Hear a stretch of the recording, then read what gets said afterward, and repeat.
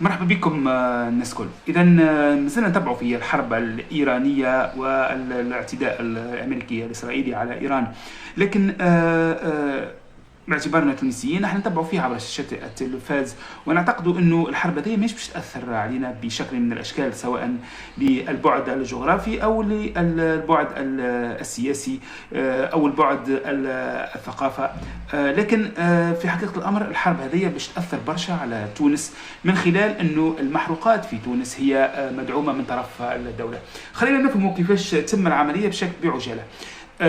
في سنة 2026 فما قانون المالية، المحروقات في تونس هي مدعومة بشكل كبير من طرف الدولة، وبالتالي فسعر المحروقات اللي قاعدين ناخذ فيه نحن في الكيوسكات هو ليس السعر الحقيقي للمحروقات، كذلك سعر الحليب أو سعر الخبز أو سعر المواد الأخرى المدعمة من طرف الدولة. إذن سعر المحروقات هو السعر المدعوم من الدولة، واللي تتكفل الدولة بجزء كبير من الأسعار هذه حتى يصل للمواطن بالأسعار اللي نشوفها في محطات بيع الوقود.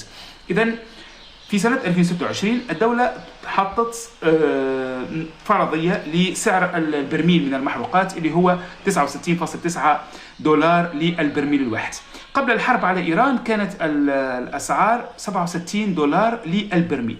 يعني قانون المالية ولا دعم الدولة للمحروقات ماشي بشكل جيد، باعتبار أنه حتى كان ارتفعت الأسعار فهي ستصل إلى حدود 69 دولار للبرميل في إطار العرض والطلب. بطبيعة الحال فما استراتيجية كبيرة تقوم بها الدولة، وخبراء يعرفوا شنو اللي باش يكون موجود في السوق، لأنه حد ما كان يتصور أنه الولايات المتحدة الأمريكية ستشن هجوم كيف من هذا على إيران. كانت تهديدات، ومتعودين على التهديدات والحرب الكلامية بين البلدين.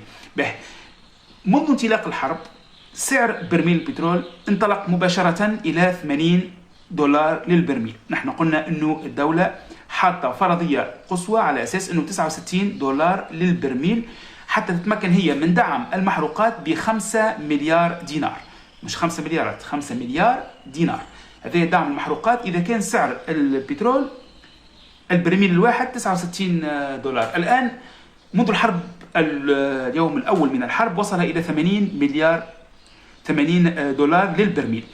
باش نبسطوها، دولار واحد إضافي على 69 دولار اللي حطتهم الدولة سيكلف الخزينة مليار دينار من الأموال الدعم أو من ميزانية الدولة. بطبيعة الحال لأن أموال الدعم هي ميزانية الدولة.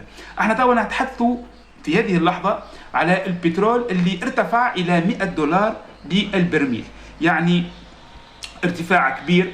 ميزانية الدولة في هذه الحالة باش تتكفل باش تكون تقريبا 2.3 مليار دينار، أكثر حتى من ذلك. ممكن أن تصل حتى إلى سعر 150 دولار للبرميل. يعني الدولة مطالبة بدعم المحروقات ب5 مليار دينار مرة أخرى، إضافة إلى 5 مليار دينار الأصليين. يعني دعم محروقات باش يكلف الدولة مرتين قد الدعم الحقيقي، وهذا يعني باش يأثر برشا على ميزانية الدولة. لهنا الدولة باش تلقى روحها بين خيارين أحلاهما مر، كما يقولوا، إما الترفيع في سعر المحروقات كما قامت مصر في الآونة الأخيرة، البارح والحديث عن مزيد من الترفيع في دول عربية أخرى، أو أنه تنحي فلوس من ميزانية، يعني من استثمارات أو من مشاريع حتى تمكن منها تدعم بها المحروقات. أو الأسوأ من هذا الكل أنه يقع التقليص في كمية المحروقات الموجودة في تونس، وبالتالي نرجع إلى المشاهد متاع الصفوف والمشاهد متاع فقدان المحروقات بين الحين والآخر. إذن الحرب على إيران باش تأثر على تونس بشكل غير مباشر، وحتى وإن لم تؤثر بشكل مباشر، باعتبار أنه المحروقات اللي تستوردها تونس بالأساس ليست النفط الإيراني أو النفط الخليج، لكن الطلب العالمي على المحروقات باش يزيد.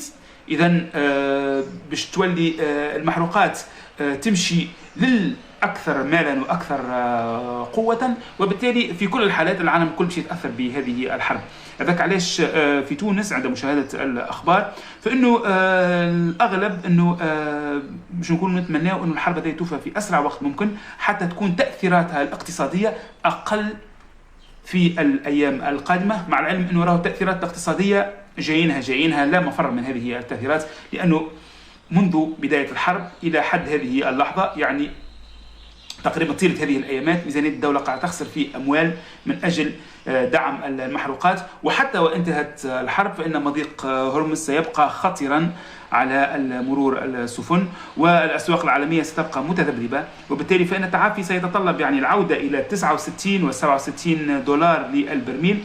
قد تتطلب بعض الوقت، لكن على الأقل لن ترتفع إلى 150 دولار، والحديث كذلك عن 200 دولار للبرميل الواحد. هذا هو اللي باش تأثر به تونس بالأساس. نرجو أن الحرب هذه تنتهي في أقرب وقت ممكن.